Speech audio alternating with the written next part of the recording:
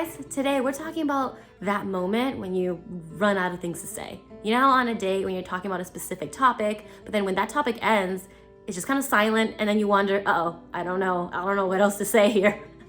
Well, let me help you with that today. So the first thing I want to talk about in regards to this is finding the reason why you get stuck. The reason for that kind of blankness that happens and you just have no idea how to move forward. The reason for that is because you're putting so much pressure on yourself. Pressure on doing a perfect job, pressure on getting her interested, pressure on making sure she's taken care of, pressure on wondering what she's thinking during this time. You know, you're putting all these expectations on yourself to just get it. You know, already know what to say. And because you don't know, you're freaking out. Well, first off, remember that no one's perfect. No one is. If anything, these dates, this opportunity, if you mess up, you're going to learn. All you can do is do your best and see what happens. So instead of putting that pressure on yourself, shift your mindset and your narrative to remember to think and remember to understand what the intent of this date is. And the intent of the date is to connect. If you just remember that during the day, if you just remember, okay, the point here is to just connect with this person. Me and her, let's see what we connect on. Not saying, oh, the point of this date is to hopefully get a second date. The point of this is, oh, hopefully she'll like me. That's not the point. When you do that, once again, you're putting too much pressure on yourself. So when you remember what the intent is, which is to connect, you naturally then stay curious.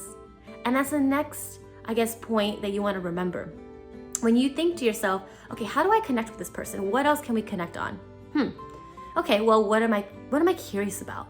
That question just naturally kind of follows after remembering your intent to connect. And then when you ask yourself, what am I curious about? You're normally then asking, what am I curious about her? You know, what else do I not know about her? What else can I ask about her that I haven't asked yet? And normally when you give your space to kind of think, then you'll come up with that question. Now, I'm also aware that that's also not an easy thing to do. I've had plenty of clients get stuck there. They'll just feel like they don't know. They're not curious about something right now. They don't know what question to ask. So when that becomes the case, that's when you pick something about yourself that you haven't shared yet, and you share that with her. And when you're able to share that fact, that story, that thought, then a follow-up question naturally, and it's easier to come up with. Right? So let's say, for example, you're just walking kind of now in silence in a downtown area. You see a store that brings back a childhood memory that still connects to who you are today. You kind of bring that up, say, oh man, this reminds me like when I was a kid, I did this, this, and this, right? And once you're done telling that story, you'll flip it back to her and say, do you have actually anything from your childhood that like still stays with you even till this day? There you go. Normally it's easier at times to kind of think of what you want to share. Now, once again, I would hope you're comfortable sharing who you are and your qualities. But if you don't know what to ask in regards to her, just ask yourself, what piece of information or what part of me personality-wise, interest-wise have I not shared with her yet? And then usually from there, if you start off talking about yourself, then it's a little easier to kind of flip it back on her and see what her thoughts are or if she has any similar experiences. Right? And that's it. So the two moments people really get stuck is when a blank is just happening and you just don't know what to say.